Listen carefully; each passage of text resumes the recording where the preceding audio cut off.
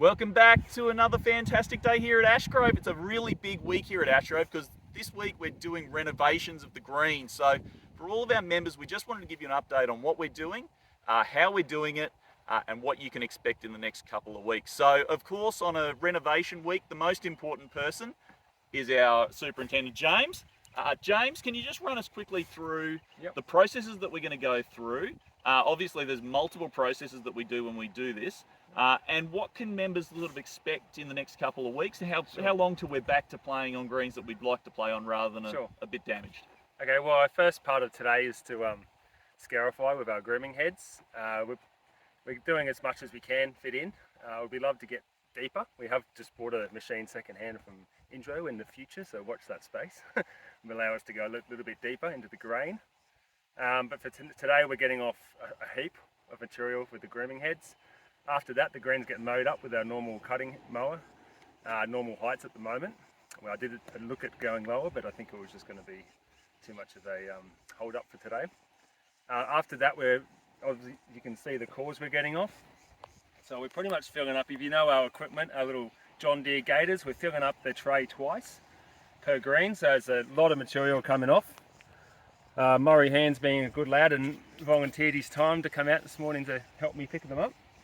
After that, we're blowing off with our blower across there, so that's getting all the dead material off, but it's leaving a bit of sand on, which is fine. I'm happy enough for that to go back in. And that sand's come out of the profile. Exactly. So it's stuff that was previously here, nice and healthy for the greens. And whilst the greens are open up, I'm getting some amendments into the soil profiles, as highlighted by our soil testing not too long ago, some things that we're low on. So we're getting that, try to get it into the profile. Hopefully that rain tonight helps us get it in.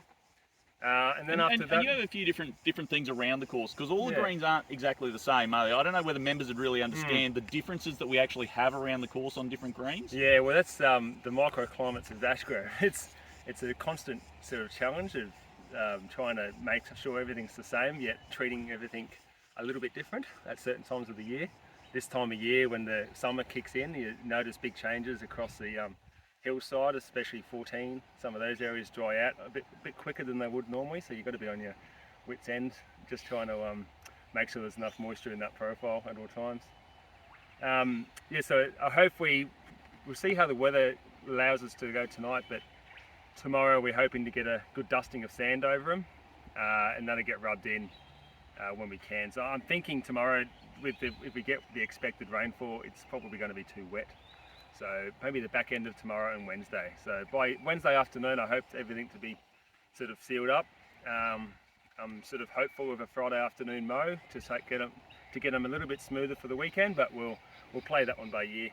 Fantastic. I think that's a really good summary. So if you look down at the holes, we'll just look at these. These are a 12mm hole. So if you've been playing golf for many, many years, you'll probably remember back in the day there used to be much bigger holes. Is there a good reason why we go a smaller hole here these days? Well, it's all about, at the moment, our root depth isn't very deep.